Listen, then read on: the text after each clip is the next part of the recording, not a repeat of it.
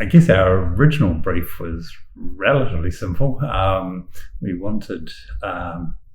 We were attracted to the sort of super home movement and the idea of building an energy efficient home that would be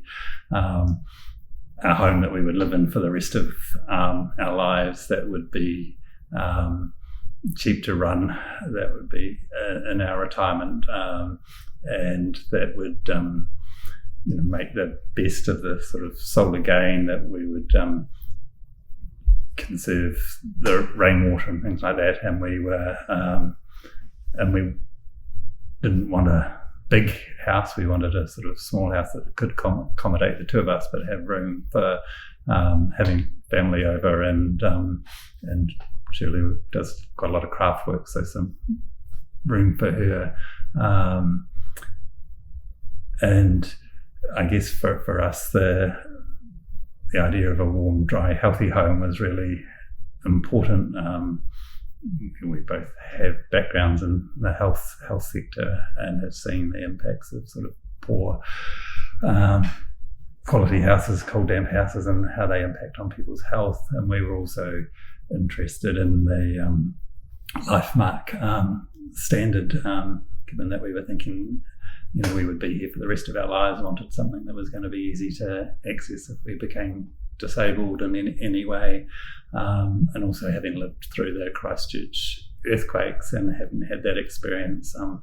we wanted a house that was of a high standard in relation to earthquakes. And I guess our experience of living here has probably exceeded all expectations, to be honest, because it's sort of seeing is believing, and living in it and experiencing it has been quite amazing to realise that you can run a house for almost nothing in terms of power and energy use when it's built efficiently, and you can walk into a home in the middle of winter without any heating on, and the house will feel warm because it's been designed well and positioned well for the light, that you're getting solar gain and you're not losing heat through your windows and other areas because it's so well insulated. It's just been a sort of a real privilege to live in the house, and feel privileged, I guess, to be able to build a house that is so nice to live in. One of the things that we first noticed when we were in here that we weren't sort of expecting was the way the light comes through the windows up the top in the morning and sort of shines up here, and it just we weren't expecting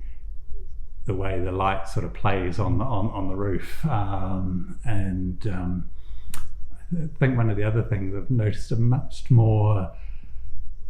if you like, attuned to nature, much more aware of where the sun rises and where the sun sets, and because it makes such a difference to the house, and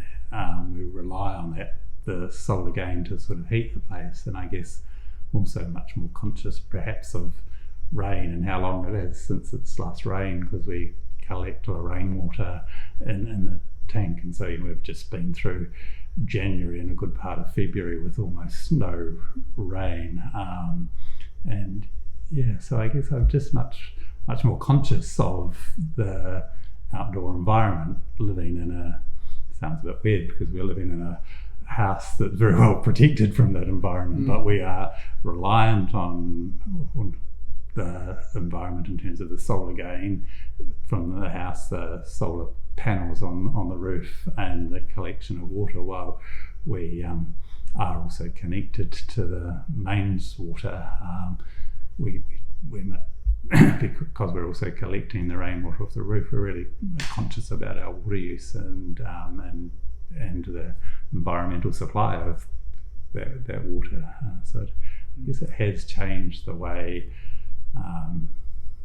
interact, I guess, with the environment more generally. For us, that idea of a forever home was really important to think about. What sort of house we would want to live in, not just now, but perhaps in 30 years' time, what would work for us.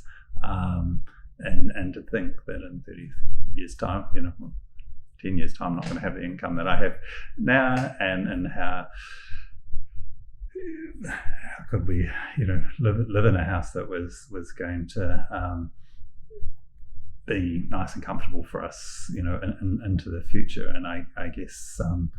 you're talking about the economics of the house, and I'll acknowledge, it costs more to build to the standard. I